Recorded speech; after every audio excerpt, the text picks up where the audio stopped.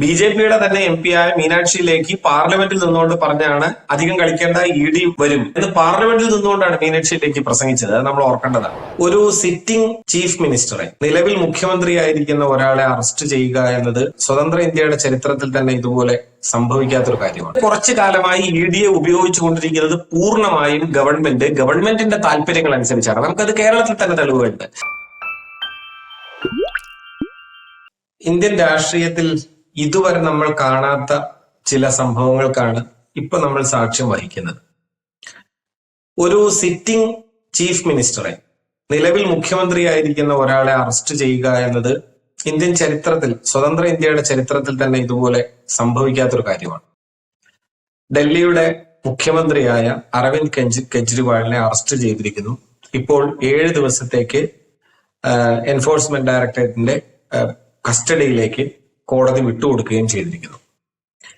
ഈ ഒരു സാഹചര്യത്തിൽ നമ്മൾ ഈ കാര്യത്തിന്റെ നിലവിലുള്ള വസ്തുതകളും അതോടൊപ്പം നിലവിലെ രാഷ്ട്രീയ സാഹചര്യത്തിൽ ഇത് എന്തുകൊണ്ടാണ് ഇത് ചെയ്യുന്നത് എന്ന് നാം സത്യത്തിൽ തിരിച്ചറിയേണ്ടതുണ്ട്.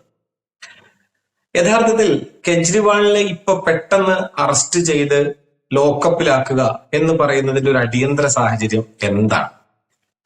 സത്യത്തിൽ അരവിന്ദ് കെജ്രിവാൾ എന്ന് പറയുന്നത് ദാവൂദ് ഇബ്രാഹിമിനെയോ അല്ലെങ്കിൽ ഛോട്ടാ രാജനെയോ ഒക്കെ പോലെയുള്ള ഒരു പിടികിട്ടാ പുള്ളിയോ കൊള്ളക്കാരനോ ഒന്നുമല്ല. ഇപ്പോൾ ഉടനെ അറസ്റ്റ് ചെയ്തില്ലെങ്കിൽ ഇവിടെ നിന്ന് എങ്ങോട്ടെങ്കിലും ഓടിപ്പോകുന്ന ആളും അല്ല. അദ്ദേഹം ഒരു ദേശീയ പാർട്ടിയുടെ കൺവീനർ ആയിട്ടിരിക്കുന്ന ഏറ്റവും പ്രധാനപ്പെട്ട അമരക്കാരനായ, നിലവിൽ ഇന്ത്യൻ പ്രതിപക്ഷത്തിന്റെ ഏറ്റവും പ്രധാനപ്പെട്ട കുന്തമുനകളിൽ ഒരാളായ, ഒരു ഇന്ത്യൻ തലസ്ഥാനം എന്ന ഏറ്റവും പ്രധാനപ്പെട്ട സ്ഥലത്തിന്റെ മുഖ്യമന്ത്രിയായ ഒരു വ്യക്തിയാണ്. അദ്ദേഹത്തിന് എവിടേക്ക് നാട് വിടാനോ ഒന്നും പറ്റില്ല. അങ്ങനെ ഒരു മനുഷ്യനെ ഈ ഒരു സമയത്ത് എന്തിനാണ് പെട്ടെന്ന് പിടിച്ച് കേന്ദ്ര ഭരണകൂടത്തിന്റെ ഏജൻസിയായ ഇ.ഡി അറസ്റ്റ് ചെയ്യുന്നത്? സത്യത്തിൽ ഈ അറസ്റ്റിന്റെ സാഹചര്യം നമ്മൾ മനസ്സിലാക്കണമെങ്കിൽ ഈ അറസ്റ്റിന്റെ കാരണമായിട്ട് ഇ.ഡി പറയുന്നത് എന്താണെന്ന് നമ്മളൊന്ന് തിരിച്ചറിയേണ്ടതാണ്. ഡൽഹിയിലുണ്ടായ മദ്യ നയത്തിന്റെ ഭാഗമായി ഒരു വലിയ കോഴ അഴിമതി നടന്നിട്ടുണ്ട് എന്നും ആ അഴിമതിയിൽ APP എന്ന പാർട്ടിക്ക് പങ്കുണ്ട് എന്നും അതിൽ കെജ്രിവാളിന് തന്നെ പങ്കുണ്ട് എന്നും ആരോപിച്ചുകൊണ്ടാണ് ഇപ്പോൾ ഈ അറസ്റ്റ് നടന്നിട്ടുള്ളത്. ഈ കാര്യത്തിൽ നമ്മൾ എന്താണ് യഥാർത്ഥത്തിൽ ഈ മദ്യനയം എന്ന് പറയുന്ന കാര്യം എന്നുള്ളതിന്റെ അനവധി വിശദാംശങ്ങൾ അടങ്ങുന്ന ഒരു കാര്യമാണ്. അത് പൂർണ്ണമായിട്ട് വിവരിക്കാൻ ഞാൻ നിൽക്കുന്നില്ല. സത്യത്തിൽ ഈ പ്രശ്നം ഇങ്ങനെ പറയുന്നു എന്നല്ലാതെ സാധാരണ എല്ലാവരും ഇത് തിരിച്ചറിഞ്ഞിട്ടില്ല. അതുകൊണ്ട് മാത്രം അതിന്റെ ഒരു നഖചിത്രം ഞാൻ പറയാം. 2021 നവംബർ മുതൽ 2022 ജൂലൈ വരെ മാത്രം നിലനിന്ന ഒരു ഡൽഹി മദ്യനയത്തിന്റെ മുകളിലാണ് ഈ കേസ് മുഴുവൻ കേന്ദ്ര ഭരണകൂടത്തിന്റെ ഏജൻസി കൊണ്ടു നടക്കുന്നത്. അതെന്തായിരുന്നു എന്ന് വെച്ചാൽ, എല്ലാ സംസ്ഥാനങ്ങളും എന്ന പോലെ തന്നെ ഡൽഹിയിൽ നടക്കുന്ന മദ്യ വിപണനത്തിന്റെ ഏറ്റവും പ്രധാനപ്പെട്ട ചുമതല എന്ന് പറയുന്നത് ഡൽഹി സർക്കാരിനുള്ളതാണ്. അപ്പോൾ കോവിഡ് സമയത്ത് നമുക്ക് എല്ലാവർക്കും അറിയാം, എല്ലായിടത്തും തന്നെ മദ്യവില്പന ഇല്ലായിരുന്നു. അതിനുശേഷം കോവിഡ് കഴിഞ്ഞതിന് ശേഷമുള്ള ഒരു ഘട്ടത്തിൽ പ്രധാനമായി എല്ലായിടത്തും തന്നെ ഈ മദ്യവില്പനയിലൊക്കെ വലിയ കുതിച്ചുചാട്ടം ഉണ്ടാവുന്നുണ്ട്. ആ സമയത്തുള്ളൊരു അധിക വിൽപ്പനയായിട്ട് ഏതാണ്ട് പ്രതീക്ഷിച്ചത് 8,900 കോടി രൂപയാണ് ഡൽഹിയിൽ. ഈ 8,900 കോടി അധിക വിൽപ്പനയുടെ ഒരു പ്രതീക്ഷയിലാണ്, ആ ഒരു അധിക വരുമാനത്തിന്റെ ഒരു പ്രതീക്ഷയിലാണ് കോവിഡിന് ശേഷം ഇത്തരം ഒരു മദ്യനയം ഉണ്ടാക്കുന്നത്. ഈ മദ്യനയം ഏതാണ്ട് ഒരു 2021 ഫെബ്രുവരി മുതൽ തന്നെ ചർച്ച ചെയ്തു തുടങ്ങുന്നുണ്ട്, അതിന്റെ പ്രവർത്തനങ്ങൾ തുടങ്ങുന്നുണ്ട്. 2021 നവംബറിൽ തന്നെ സക്സേന, ഡൽഹിയുടെ ഗവർണർ, ഈ കാര്യത്തിന് അനുമതി നൽകുന്നുണ്ട്. തുടർന്നാണ് ഡൽഹി മദ്യനയം പ്രായോഗികമായി നടപ്പിലാക്കപ്പെടുന്നത്.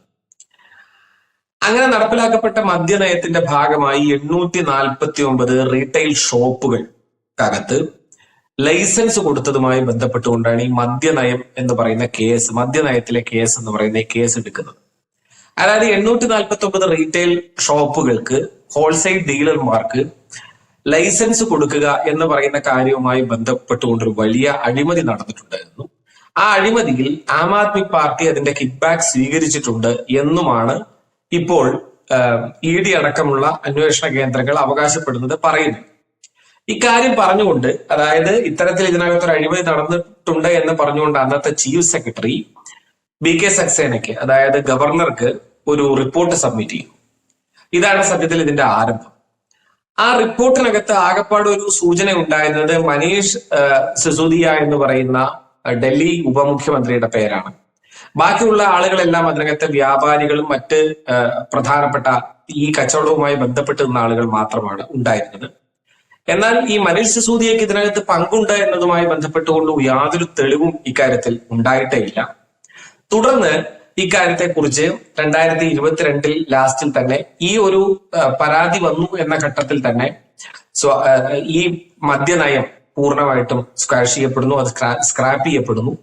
തുടർന്ന് ഈ മദ്യനയം നിലവിലില്ല. ഏതാണ്ട് ഒരു 10 മാസം മാത്രമാണ് ഈ മദ്യനയം ഡൽഹിയിൽ നിലവിലുണ്ടായത്. അപ്പോൾ അതിന്റെ കണക്ക് പ്രകാരം എന്താണെന്ന് വെച്ചാൽ, ഏതാണ്ട് ഈ 10 മാസം കൊണ്ട് തന്നെ മദ്യനയം നിലനിന്നിരുന്ന ഒരു 10 മാസത്തെ കച്ചവടം കൊണ്ട് തന്നെ 347 കോടിയോളം രൂപയുടെ കച്ചവടം നടന്നിട്ടുണ്ട്. 347 കോടി രൂപയുടെ കച്ചവടത്തിൽ ലാഭമാണ് ഉണ്ടായിട്ടുള്ളത്. ഈ 347 കോടി രൂപയുടെ ലാഭത്തിൽ 100 കോടി രൂപ സൗത്ത് ഗേറ്റ് എന്ന് പറയുന്ന ഒരു മാഫിയ ഏജൻസി വഴി ഗോവയിൽ നടക്കുന്ന ഇലക്ഷനായി ആം ആദ്മി പാർട്ടി ചെലവാക്കി എന്നാണ് ഇപ്പോൾ നടന്നുകൊണ്ടിരിക്കുന്ന ഈ കേസുകളുടെ എല്ലാം അടിസ്ഥാനം. ഈ ആരോപണത്തെ മുൻനിർത്തിക്കൊണ്ട് വളരെ പ്രധാനപ്പെട്ട ആം ആദ്മിയുടെ പല നേതാക്കളെയും ഇതിനകത്ത് ചോദ്യം ചെയ്യുകയും അറസ്റ്റ് ചെയ്യുകയും ഒക്കെ ചെയ്തിട്ടുണ്ട്. നമ്മൾ ഇതിനകത്ത് മനസ്സിലാക്കേണ്ട പ്രധാനപ്പെട്ട ഒരു കാര്യം എന്താണെന്ന് വെച്ചാൽ, ഈ 100 കോടി രൂപ സൗത്ത് ഗേറ്റ് എന്ന് പറയുന്ന മാഫിയ ഏജൻസി വഴി ആം ആദ്മി പാർട്ടി വാങ്ങുകയും ഗോവ ഇലക്ഷന് വേണ്ടി ചെലവാക്കുകയും ചെയ്തു എന്ന കാര്യമായി ആകെ ഉള്ളത് ഈ കേസിൽ മാപ്പുസാക്ഷികളാക്കപ്പെട്ട ചില പ്രതികൾ, അതായത് ആദ്യത്തെ പ്രതിയാണല്ലോ പിന്നീട് മാപ്പുസാക്ഷിയാവുന്നത്, പ്രതികളായ ചിലർ നൽകിയ മൊഴികളുടെ മാത്രം അടിസ്ഥാനത്തിലാണ് ഇവരെ ഈ പറയുന്ന അറസ്റ്റ് ചെയ്യുന്നതും തുടർന്നുള്ള ഈ നടപടികൾ എടുക്കുന്നതുമെല്ലാം. ഈ മൊഴികൾക്കപ്പുറം, അതായത് പ്രതികളായിരുന്ന മനുഷ്യർ, ഈ കാര്യത്തിൽ കുറ്റം ചെയ്തു എന്ന് ആരോപിക്കപ്പെട്ട പ്രതികളാക്കപ്പെട്ട മനുഷ്യർ മാപ്പുസാക്ഷികളാവുകയും ആ മാപ്പുസാക്ഷികൾ തന്നെ പറയുകയും ചെയ്ത വാക്കുകളുടെ മൊഴികളുടെ ഒരു അടിസ്ഥാനം എന്നതിലൊഴികെ മറ്റൊരു നിലയ്ക്കുമുള്ള തെളിവുകൾ ഈ പറഞ്ഞ മനീഷ് സിസോദിയ അടക്കമുള്ള ഏതെങ്കിലും ഒരു APP നേതാവിന് നേരെ വാലിഡ് ആയിട്ടുള്ള ഒരു പ്രൂഫും ഒരു തെളിവും ഇതുവരെ ഹാജരാക്കാൻ ആർക്കും കഴിഞ്ഞിട്ടില്ല. ഈ പറഞ്ഞ അന്വേഷണം മുഴുവൻ നടത്തിക്കൊണ്ടിരുന്നത് CBI ആണ്, central bureau of investigation department ആണ്. CBIക്കാണ് യഥാർത്ഥത്തിൽ ഇന്ത്യയിൽ ഈ കള്ളപ്പണത്തെ കുറിച്ചുള്ള കേസുകളൊക്കെ അന്വേഷിക്കാനുള്ള അധികാരമുള്ളത്.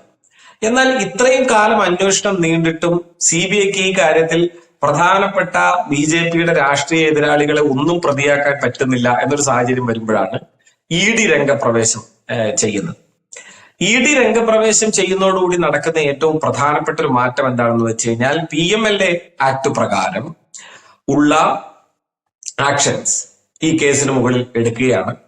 2023 മനീഷ് സിസോദിയ, കവിത, സഞ്ജയ് സിംഗ് അങ്ങനെ തുടങ്ങി അനേകം പേരെ അറസ്റ്റ് ചെയ്യുന്നു. ഇവരെല്ലാവരെയും അറസ്റ്റ് ചെയ്യുകയും ജയിലിലിടുകയും ചെയ്യുന്നു എന്നതൊഴികെ ഇവർക്കെതിരെ കൃത്യമായ യാതൊരു തെളിവും ഹാജരാക്കാൻ ഇതുവരെ EDക്ക് കഴിഞ്ഞിട്ടുമില്ല. ഇപ്പൊ മനീഷ് സിസോദിയ 2023 ഫെബ്രുവരിയിലാണ് ജയിലിലാവുന്നത്. ഇപ്പൊ നമ്മൾ മാർച്ച് അവസാനത്തോട്ട് അടുക്കുന്നു, 2024. ഒരു വർഷവും ഒരു മാസവും ഏതാണ്ട് ആകാറായി. ഇതുവരെയും ഡൽഹി ഉപമുഖ്യമന്ത്രിയായിരുന്ന മനീഷ് സിസോദിയക്കെതിരെ ഒരു വാലിഡ് ആയ പ്രൂഫുമില്ല. ആകെയുള്ളത് ഈ കേസിൽ തന്നെ മുൻ പ്രതികളായിരുന്ന മാപ്പുസാക്ഷികളുടെ മൊഴികൾ മാത്രമാണ്. സത്യത്തിൽ ഇങ്ങനെ ഇന്ത്യൻ ഭരണഘടന പ്രകാരം ഇങ്ങനെ ഒരാളെ തടവിലിടാൻ പാടുണ്ടോ എന്ന് ചോദിച്ചാൽ പാടില്ല. പക്ഷെ അതിനുള്ളൊരു നിയമപരമായ പഴുതെന്താണെന്ന് വെച്ചാൽ, ഈ കള്ളപ്പണ കേസ് സാമ്പത്തിക കുറ്റകൃത്യം പോലുള്ള കാര്യങ്ങൾക്കകത്ത് മറ്റു കുറ്റകൃത്യങ്ങളിൽ നിന്ന് വളരെ വ്യത്യസ്തമായ ചില നിയമവശങ്ങളുണ്ട്. മറ്റു കുറ്റകൃത്യങ്ങൾക്കകത്തെല്ലാം അൻടിൽ ഗിൽറ്റി ഇന്നസെന്റ് എന്ന് പറയുന്ന ഒരു പ്രമാണമാണ് പ്രധാനമായിട്ടുള്ളത്. അതായത് പ്രതി കുറ്റവാളിയാണെന്ന് തെളിയിക്കപ്പെടും വരെ നിരപരാധിയായി ഒരാളെ ട്രീറ്റ് ചെയ്യണം എന്നതാണ് ഇന്ത്യൻ ഭരണഘടനയിലെ ഒരാളുടെ മുകളിൽ ഒരു കുറ്റം ചാർത്തപ്പെട്ടാലുള്ള ഏറ്റവും പ്രധാനപ്പെട്ട ഒരു ന്യായം. പക്ഷെ അതേസമയം സാമ്പത്തിക കുറ്റകൃത്യത്തിന്റെ കാര്യത്തിൽ ഇത് നേരെ തിരിച്ചാണ്. സാമ്പത്തിക കുറ്റകൃത്യത്തിനകത്ത് ഒരാൾ സാമ്പത്തിക കുറ്റകൃത്യം ചെയ്തു എന്നതിന് മുകളിൽ ഒരു കേസ് വന്നാൽ ഞാനത് ചെയ്തിട്ടില്ല എന്ന് തെളിയിക്കേണ്ട ബാധ്യത പൂർണ്ണമായും ഈ ആരോപണം നേരിടുന്ന പ്രതിക്കുള്ളതാണ്. അല്ലാതെ ആരോപണം ഉന്നയിച്ചുള്ള ആൾക്കുള്ളതല്ല. ഇതൊരു വളരെ കുരുക്കു പിടിച്ചൊരു പ്രശ്നമാണ്. സാമ്പത്തിക കുറ്റകൃത്യങ്ങൾ അങ്ങനെ വേണ്ടിവരും എന്നുള്ളതുകൊണ്ടാണ് ആദ്യം ഈ പ്രശ്നം ഉൾപ്പെടുത്തപ്പെട്ടത്. പക്ഷെ അങ്ങനെ ആയിരിക്കുമ്പോൾ തന്നെ ഈ PMLA ആക്ട് പ്രകാരമുള്ള പല ചട്ടങ്ങളെ പറ്റിയിട്ടുമുള്ള വിവാദങ്ങൾ നിലനിൽക്കുന്നു, അതിനെ പറ്റിയിട്ടുള്ള തർക്കങ്ങൾ നിലനിൽക്കുന്നു. ഈ ജൂലൈ മാസത്തിൽ സുപ്രീം കോടതി തന്നെ അതിലെ പ്രധാനപ്പെട്ട നിയമത്തിന്റെ വശങ്ങളെല്ലാം വീണ്ടും പരിശോധിക്കാനിരിക്കുകയാണ്. കാരണം എന്താണെന്ന് വെച്ച് കഴിഞ്ഞാൽ, എന്തുകൊണ്ടാണ് ഇപ്പൊ മനീഷ് സിസോദിയയ്ക്ക് ജാമ്യം കിട്ടാത്തത് എന്ന് ചോദിച്ചാൽ അതിന്റെ കാരണം വളരെ ചെറുതാണ്. മറ്റ് കേസുകൾ പോലെയല്ല. ഇതിന്റെ ഒരു 45-ാം ചട്ടപ്രകാരം ഉള്ളൊരു പ്രധാനപ്പെട്ട കാര്യം, 2 കാരണങ്ങൾ ബോധ്യപ്പെട്ടാലേ ഈ കള്ളപ്പണ കേസ് പോലൊരു കേസിൽ ഒരു പ്രതിക്ക് ജാമ്യം കൊടുക്കാവൂ. ഒന്ന്, പ്രഥമ ദൃഷ്ട്യാ ഈ പ്രതിക്ക് ഈ കേസുമായി ബന്ധമില്ല എന്ന് കോടതിക്ക് ബോധ്യം വരണം. രണ്ടാമത്തെ ഒരു പ്രധാനപ്പെട്ട വ്യവസ്ഥ, പ്രതി ജാമ്യം കിട്ടി പുറത്തിറങ്ങി കഴിഞ്ഞാലും ഈ കേസിനെ ഒരു തരത്തിലും സ്വാധീനിക്കില്ല എന്നും കോടതിക്ക് ബോധ്യപ്പെടണം. ഈ 2 ബോധ്യങ്ങൾക്ക് മുകളിൽ മാത്രമേ ഒരാൾക്ക് ജാമ്യം ഇക്കാര്യത്തിൽ കൊടുക്കാവൂ എന്നാണ്. ഈ വ്യവസ്ഥ തിരുത്തപ്പെടേണ്ടതാണ് എന്നതിനുമായി ബന്ധപ്പെട്ടുകൊണ്ടുള്ള കേസ് നടന്നുകൊണ്ടിരിക്കുകയാണെന്ന് ഞാൻ പറഞ്ഞല്ലോ. ഇതാണ് ഇതിന്റെ അവസ്ഥ. ഇനി ഇത്രയും കാര്യങ്ങൾ നമ്മൾ മനസ്സിലാക്കിയാൽ ഇപ്പൊ നടന്നുകൊണ്ടിരിക്കുന്നത് എന്താണെന്ന് നമുക്ക് കുറെ കൂടി വ്യക്തമായ ഒരു ചിത്രം കിട്ടും. ഈ മദ്യനയ കേസിൽ നിലവിൽ APP എന്ന പാർട്ടിയുമായി, ആം ആദ്മി പാർട്ടിയുമായുള്ള ബന്ധം തെളിയിക്കാൻ യാതൊരു വിധമായ തെളിവുകളും കിട്ടാത്ത കേന്ദ്ര ഭരണകൂടവും കേന്ദ്ര ഭരണകൂടത്തിന്റെ അന്വേഷണ ഏജൻസിയായ EDയും ഒരു സംസ്ഥാനത്തിന്റെ മുഖ്യമന്ത്രിയെ ഇലക്ഷന്റെ കോഡ് ഓഫ് കോണ്ടാക്ട്സ് പബ്ലിഷ് ചെയ്യപ്പെട്ടിരിക്കുന്ന ഈ 24-ാം മണിക്കൂർ എന്നൊക്കെ പറയുമല്ലോ, തെരഞ്ഞെടുപ്പ് മുന്നിൽ വന്ന് നിൽക്കുന്ന സമയത്ത് ഇങ്ങനെ ചാടിപ്പിടിച്ചുപോയി ഒരു മുഖ്യമന്ത്രിയെ ഒരു കുറ്റവാളിയെ പോലെ അറസ്റ്റ് ചെയ്ത് അതിന്റെ റിമാൻഡിൽ ചോദ്യം ചെയ്യാനായി വാങ്ങുക എന്നൊക്കെ പറയുന്നത് ചെയ്യുന്നതിന്റെ ഉദ്ദേശം എന്താണ്? ഉദ്ദേശം വളരെ വ്യക്തമാണ്. ഒന്ന്, അതിന്റെ പ്രധാനപ്പെട്ട ലക്ഷ്യങ്ങളിലൊന്ന് ED വന്നാൽ നിങ്ങൾ പേടിക്കണം എന്നാണ് ഇപ്പോഴത്തെ ഇന്ത്യയിലെ ഏറ്റവും പ്രധാനപ്പെട്ട ഒരു ആപ്തവാക്യം. ED വരും എന്നതാണ് ഏറ്റവും വലിയ പേടി സ്വപ്നം. ഇത് നമ്മളാരും പറഞ്ഞതല്ല.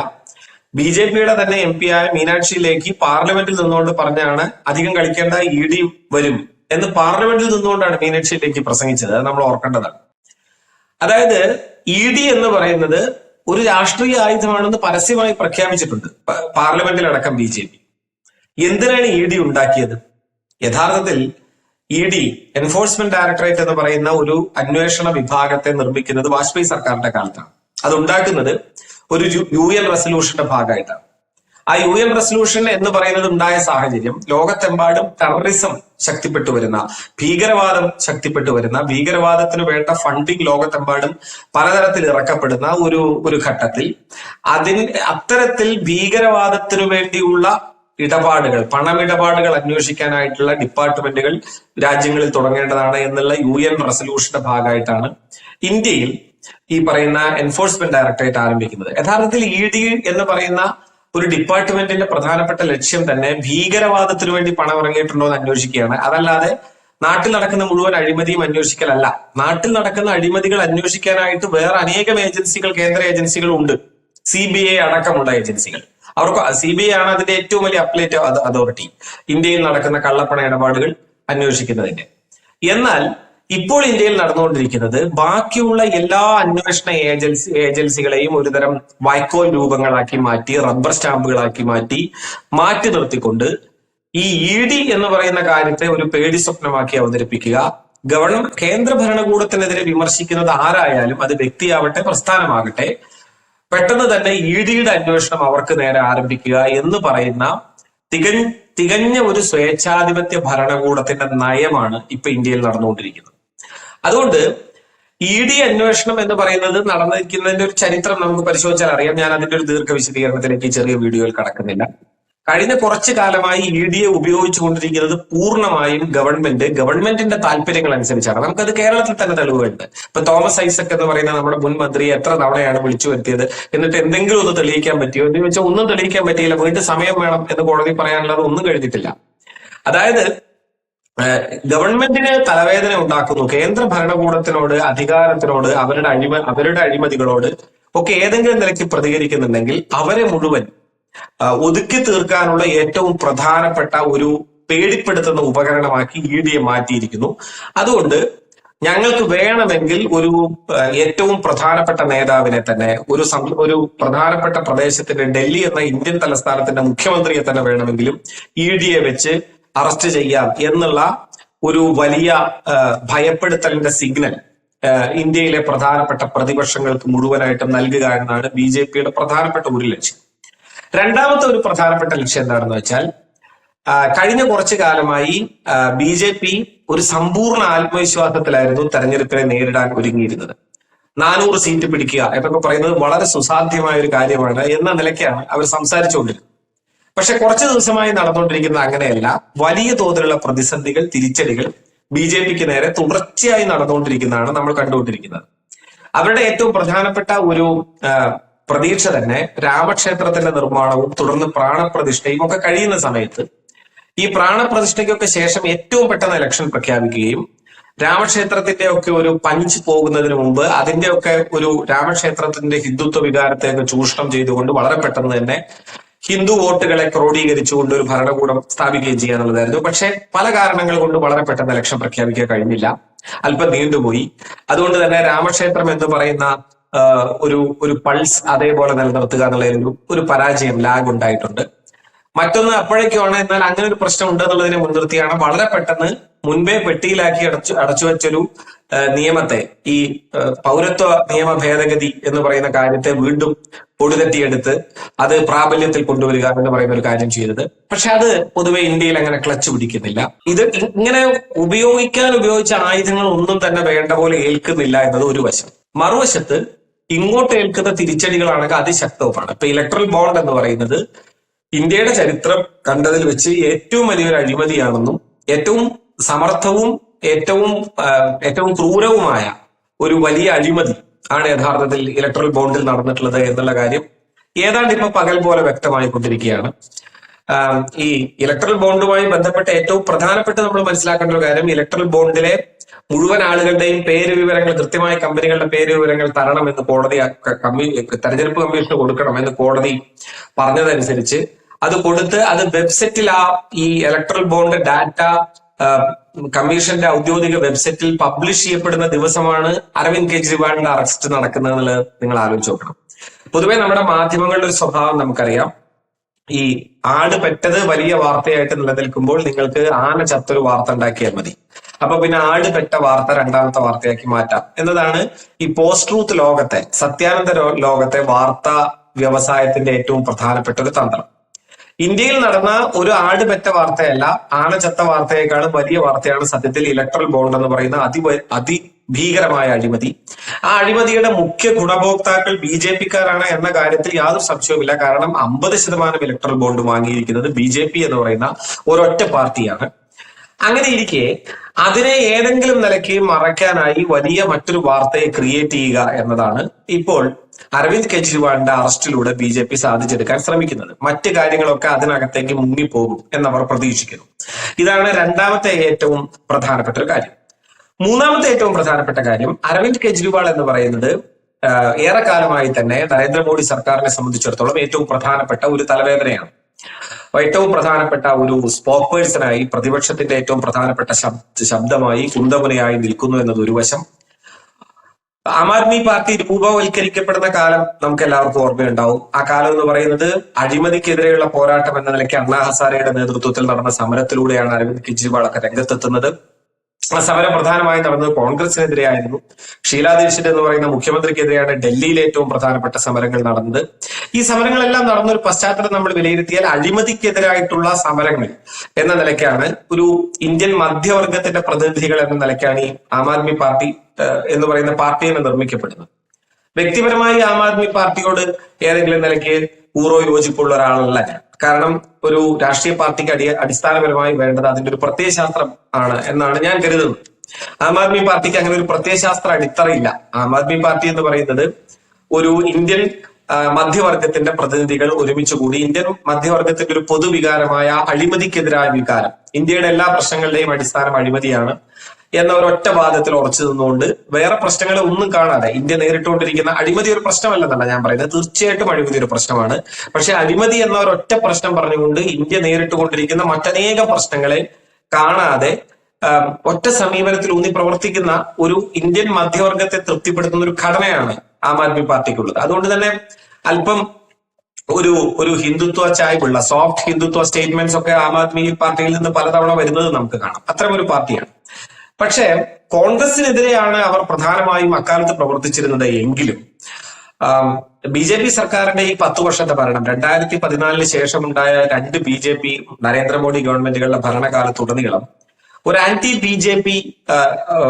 പാർട്ടിയായിട്ട് നിലയുറപ്പിക്കാനും വളരെ പെട്ടെന്ന് തന്നെ ഒരു ദേശീയ പാർട്ടി എന്ന സ്ഥാനത്തേക്ക് ഉയരാനും അതോടൊപ്പം ഈ നരേന്ദ്രമോദിക്കെതിരായ വളരെ ധീരമായ വിമർശനങ്ങൾ മുന്നോട്ട് വെച്ചുകൊണ്ടും ഒത്തുതീർപ്പില്ലാത്ത വിധം നരേന്ദ്രമോദി സർക്കാരിനെ എതിർ നിന്നുകൊണ്ടുള്ള ഒരു ശബ്ദമാവാനും ആം ആദ്മി പാർട്ടിക്കും പ്രത്യേകിച്ച് അരവിന്ദ് കെജ്രിവാളിനും കഴിഞ്ഞിട്ടുണ്ട്.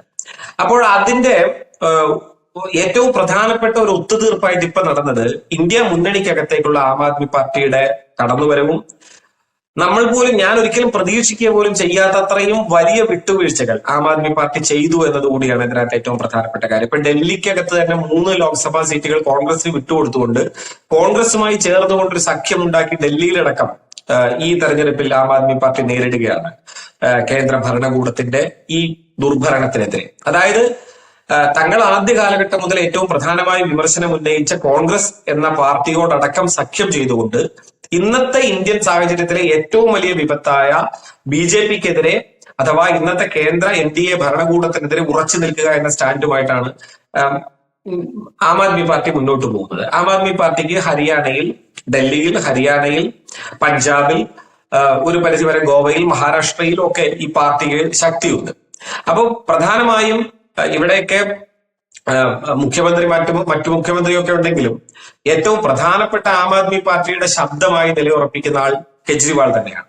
അങ്ങനെ ഇന്നത്തെ ഇന്ത്യൻ പ്രതിപക്ഷത്തിന്റെ ഏറ്റവും ശക്തമായ ഒരു ശബ്ദത്തെ പിടിച്ച് ജയിലിലിടുന്നതിലൂടെ വലിയൊരു താക്കീത് നൽകുക, അതൊരു വലിയ തോതിൽ ഇന്ത്യ മുന്നണിക്ക് ഒരു ക്ഷീണം വരുത്തും എന്ന് പ്രതീക്ഷിക്കുക, ഇതൊക്കെയാണ് ബി.ജെ.പിയുടെ മറ്റൊരു അജണ്ടയായിട്ട് ഞാൻ കാണുന്നത്. ഇതൊന്നും വിജയിക്കുമെന്ന് ഞാൻ പ്രതീക്ഷിക്കുന്നില്ല. കാരണം ഇന്ത്യൻ ജനത എന്തൊക്കെ പറഞ്ഞാലും ഈ ഒരു കൃത്യമായ കോസ് ഇല്ലാതെ, ഒരു കാരണമില്ലാതെ ഒരു രാഷ്ട്രീയ നേതാവിനെ പിടിച്ച് ജയിലിലിടുക എന്നതിന് ചരിത്രപരമായി തന്നെ ഇന്ത്യൻ ജനത മാപ്പ് കൊടുത്തിട്ടില്ല. ഏറ്റവും വലിയ നേതാക്കളെ പിടിച്ചിട്ട് ജയിലിലിട്ട കാലം എത്രയോ കാലമുണ്ട് ഇന്ത്യയിൽ. ഏറ്റവും വലിയ നേതാക്കളെ സ്വതന്ത്ര ഇന്ത്യയിലുമുണ്ട്, സ്വാതന്ത്ര്യം കിട്ടുന്നതിന് മുമ്പുള്ള ഇന്ത്യയിലുമുണ്ട്, മഹാത്മാഗാന്ധി അടക്കമുള്ള നേതാക്കളെ. അതൊക്കെ ആ നേതാക്കൾക്ക് കൂടുതൽ ബലം നൽകുക, ആ നേതാക്കൾക്ക് പിന്നിൽ കൂടുതൽ ജനശക്തി ഉണ്ടാവുക എന്നല്ലാതെ അതുകൊണ്ട് ഇന്ത്യൻ രാഷ്ട്രീയത്തിൽ അവരുടെ പ്രസക്തിയോ അവർ ഉന്നയിക്കുന്ന പ്രശ്നങ്ങളുടെ പ്രസക്തിയോ ഒന്നും കുറഞ്ഞു പോയൊരു ചരിത്രമില്ല. ഇത് ബി.ജെ.പിക്ക് പലപ്പോഴും ബോധ്യം വരാത്ത, മറിച്ച് ബി.ജെ.പിയുടെ ഈ സ്വേച്ഛാധികാരവും ഭയപ്പെടുത്തലും കണ്ടാൽ പേടിക്കുന്നവരാണ് മറ്റുള്ളവർ എന്ന് വിചാരിക്കുന്നത് കൊണ്ടും ഇപ്പോൾ ബി.ജെ.പിക്കുള്ള ഒരു വലിയ ധാർഷ്ട്യത്തിന്റെയും അഹങ്കാരത്തിന്റെയും ഒക്കെ ഒരു ഭാഗമായിട്ട് സംഭവിക്കുന്നതാണ്. മറ്റൊന്ന് ഈ കാര്യത്തിൽ നമ്മൾ പ്രധാനമായും ശ്രദ്ധിക്കേണ്ട 1-2 കാര്യങ്ങളുണ്ട്. അതെന്താണെന്ന് വെച്ചാൽ ഈ മദ്യനയവുമായി ബന്ധപ്പെട്ട കേസിൽ ഇദ്ദേഹത്തെ അറസ്റ്റ് ചെയ്യുമ്പോൾ അതിലെ ഒരു മാപ്പ് സാക്ഷിയെ നമ്മൾ പ്രത്യേകമായി പരിശോധിക്കണം. ഒരു മാപ്പ് സാക്ഷി എന്ന് പറയുന്നത് ശരത്ചന്ദ്ര റെഡ്ഡി എന്ന് പറയുന്ന ഒരു മാപ്പ് സാക്ഷിയാണ്. ഈ ശരത്ചന്ദ്ര റെഡ്ഡി മദ്യനയത്തിലെ ഒരു പ്രധാന പ്രതിയായിരുന്നു. ഈ ശരത്ചന്ദ്ര റെഡ്ഡി പ്രതി എന്ന സ്ഥാനത്ത് നിന്ന് മാപ്പ് സാക്ഷി എന്ന സ്ഥാനത്തേക്ക് മാറിയത് എങ്ങനെയാണെന്ന് ചോദിച്ചാൽ അതിന്റെ വിവരം ഇപ്പോൾ ഇലക്ട്രൽ ബോണ്ടിന്റെ വിവരങ്ങൾ പുറത്തു വന്നു കഴിഞ്ഞപ്പോൾ വ്യക്തമായിട്ടുണ്ട്. ശരത്ചന്ദ്ര റെഡ്ഡി ഈ മദ്യനയ കേസിൽ ഇപ്പോൾ ഈ മനീഷ് സിസോദിയയും കവിതയും സഞ്ജയ് സിംഗും അരുൺ സിംഗും അല്ലെങ്കിൽ അറോറയും ഒക്കെ പ്രതി ചേർക്കപ്പെട്ടിരിക്കുന്ന ഈ കേസിൽ തന്നെ പ്രതിയാക്കപ്പെട്ട ഒരാൾ. ഈ ശരത്ചന്ദ്ര റെഡ്ഡി പ്രതിയാക്കപ്പെട്ടതിന് ശേഷം അയാൾ ചെയ്തത് ആദ്യം 5 കോടി രൂപയുടെ ഇലക്ട്രൽ ബോണ്ട് എടുത്തു. തുടർന്ന് അദ്ദേഹം ഈ പട്ടികയിൽ നിന്ന് മാപ്പുസാക്ഷി പട്ടികയിലേക്ക് ക്രമേണ മാറുന്നു. അടുത്ത ഘട്ടത്തിൽ അദ്ദേഹം 15 കോടി കൂടി ഇലക്ട്രൽ ബോണ്ട് എടുക്കും. അങ്ങനെ മൊത്തം 20 കോടി രൂപയുടെ ഇലക്ട്രൽ ബോണ്ടാണ് അദ്ദേഹത്തിന്റെ പേര് കാണുന്നത്. അതോടുകൂടി അദ്ദേഹം മാപ്പുസാക്ഷിയായി മാറും. അപ്പൊ സംഭവം വളരെ വ്യക്തമാണ്. ഇപ്പോൾ അരവിന്ദ് കെജ്രിവാളിനും നേരെ നടന്നിരിക്കുന്ന ഈ അറസ്റ്റിന് പിന്നിലും ഈ പറയുന്ന ഇലക്ട്രൽ ബോണ്ടും ഒക്കെ തമ്മിൽ അകത്ത് തീർച്ചയായിട്ടും വലിയ അന്തർനാടകീയമായ ബന്ധങ്ങളുണ്ട്.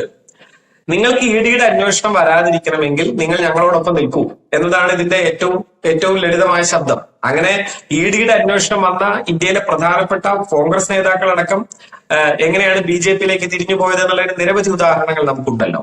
അതേ മട്ടിൽ തന്നെ അരവിന്ദ് കെജ്രിവാളിനെയും ആം ആദ്മി പാർട്ടിയെയും ഒക്കെ ഭയപ്പെടുത്തി വശപ്പെടുത്താനോ അല്ലെങ്കിൽ ഭയപ്പെടുത്തി ഇല്ലാതാക്കാനോ ഉള്ള ശ്രമം കൂടി യഥാർത്ഥത്തിൽ ഇതിന്റെ പിന്നിലുണ്ട്. നമ്മൾ മനസ്സിലാക്കേണ്ട ഒരു പ്രധാനപ്പെട്ട കാര്യമുണ്ട്. നമ്മുടെ ജനാധിപത്യം വലിയ തോതിൽ തലകുനിക്കേണ്ട ഒരു കാര്യമാണ്. ഈ തെരഞ്ഞെടുപ്പ് എന്ന് പറയുന്ന ഇന്ത്യൻ ജനാധിപത്യത്തിന്റെ ഏറ്റവും വലിയ എക്സർസൈസ് കൺമുന്നിൽ വന്ന് നിൽക്കുന്ന ഒരു സമയത്ത് അതിലെ ഏറ്റവും പ്രധാനപ്പെട്ട പ്രതിപക്ഷ ശബ്ദങ്ങളെ ഇങ്ങനെ സ്വേച്ഛാധികാരം ഉപയോഗിച്ചുകൊണ്ട് ഇല്ലാതാക്കാൻ ശ്രമിക്കുക, സ്വേച്ഛാധികാരം ഉപയോഗിച്ചുകൊണ്ട് അടിച്ചമർത്താൻ ശ്രമിക്കുക, പിടിച്ച് ജയിലിലിടുക തുടങ്ങിയ നയങ്ങളുമായി മുന്നോട്ട് പോകുന്നവരാണോ ഇന്ത്യ എന്ന് പറയുന്ന ഒരു ജനാധിപത്യ റിപ്പബ്ലിക്കിന് ആവശ്യം എന്നതാണ് യഥാർത്ഥത്തിൽ തലച്ചോറുള്ള മുഴുവൻ ഇന്ത്യക്കാരും സ്വയം ചോദിക്കേണ്ട ഏറ്റവും പ്രധാനപ്പെട്ട ചോദ്യം. അതിനേക്കാൾ അർഹതയുള്ള, അതിനേക്കാൾ കുറച്ചുകൂടി മാന്യതയും കുറച്ചുകൂടി ജനാധിപത്യത്തിന്റെ പരസ്പര ബഹുമാനവുമുള്ള ഒരു ഭരണകൂടത്തെ നമ്മുടെ രാജ്യം അർഹിക്കുന്നില്ലേ എന്ന് ഓരോ ഇന്ത്യൻ പൗരനും സ്വയം ചോദിച്ചുകൊണ്ട് വേണം ഇത്തവണ പോളിംഗ് ബൂത്തിലേക്ക് കയറാൻ എന്നതാണ് യഥാർത്ഥത്തിൽ അരവിന്ദ് കെജ്രിവാളിന്റെ ഇന്നത്തെ അറസ്റ്റും ഈ സംഭവ വികാസങ്ങളും നമ്മളെ ബോധ്യപ്പെടുത്തുന്നത്. വി ഡി സതീശൻ ഒരു കോൺഗ്രസ് നേതാവ് എന്ന നിലയ്ക്ക് പോയിട്ട് ഒരു രാഷ്ട്രീയ നേതാവ് എന്ന നിലയ്ക്ക് തന്നെ ഒരു സമ്പൂർണ്ണ പരാജയമാണ് എന്നാണ് തുടർച്ചയായി തെളിയിച്ചുകൊണ്ടിരിക്കുന്നത്. അതായത് ഇ ഡി എന്ന് പറയുന്നത് കേന്ദ്ര ഭരണകൂടത്തിന്റെ ഉപകരണമാണ് എന്ന് കോൺഗ്രസിന് ബോധ്യപ്പെട്ടിട്ടില്ലെങ്കിൽ മറ്റൊരു പാർട്ടിക്കും ഇന്ത്യയിൽ ബോധ്യപ്പെടാൻ പറ്റില്ല. അത്രമാത്രം രാഹുൽ ഗാന്ധി എന്ന് പറയുന്ന കോൺഗ്രസിന്റെ ദേശീയ നേതാവിനെ മുതൽ ഇങ്ങോട്ട് വേട്ടയാടുക എന്ന കാര്യവുമായി രാഷ്ട്രീയ ആയുധമായി പ്രയോഗിക്കപ്പെട്ട ഇ ഡിയെ കോൺഗ്രസുകാർക്കെതിരെ എപ്പോഴെങ്കിലും ശബ്ദിക്കുമ്പോൾ മാത്രം ഇ ഡി ഒരു ഭീകരണം, അതേസമയം മറ്റേതെങ്കിലും പാർട്ടിക്ക് നേരെ ഇ ഡി വന്നാൽ, കേരളത്തിൽ ഇടതുപക്ഷത്തിനെതിരെ പ്രത്യേകിച്ചും വന്നാൽ ഇ ഡി വളരെ മാർപ്പാപ്പയും എന്നതാണ് വി ഡി സതീശന്റെ ഒരു സമീപനം. വി ഡി സതീശനെ കേന്ദ്രം ആര് ഭരിക്കുന്നു, കേന്ദ്രത്തിൽ വീണ്ടും ബി ജെ പി വരുമോ എന്നൊരു ആശങ്കയുണ്ടെന്ന് തന്നെ എനിക്ക് തോന്നുന്നില്ല. വി ഡി സതീശന്റെ പ്രശ്നം എങ്ങനെയെങ്കിലും ഒന്ന് കേരള ഗവൺമെന്റ് താഴത്തിറങ്ങണം എന്നത് മാത്രമാണ്. വേറെ പ്രത്യേകിച്ച് യാതൊരു പ്രശ്നവുമില്ല.